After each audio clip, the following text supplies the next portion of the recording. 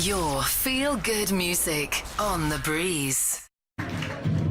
Good evening, everyone, and thank you very much for the invitation to come and speak to you this evening. It's a return visit for me, actually. I was here 5 years, not here, but at the awards 5 years ago.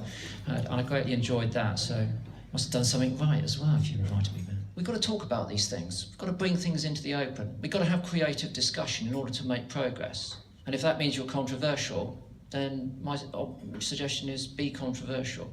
And in terms of business, what's the difference between controversial and taking risks?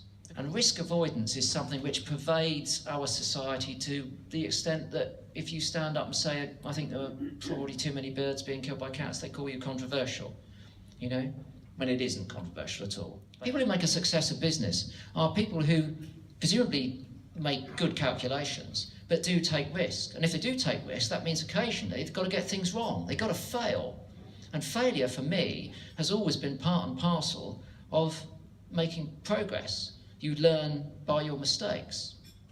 So I think that taking risk is something that requires ever more bravery. And we see less and less of it. And is it that which impacts negatively, therefore, on our ability to make enormous and rapid strides forward in terms of business opportunity? And I think if we are talking about a small business, or we're talking about a large business, we're talking about a global corporation type business, that risk avoidance is really slowing things up. I think fortune favours the brave is the old saying. And I think sometimes, you know, what is it to lose a couple if you win a really important one? And I just think that taking risk is really important.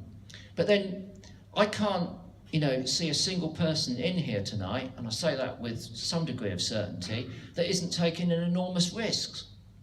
Yeah, I think just by definition, we're all doing that. We're taking a massive gamble, and it's a very dangerous gamble, because at the moment, we are abusing our environment to the extent that it won't be sustainable for us or any other humans in the future.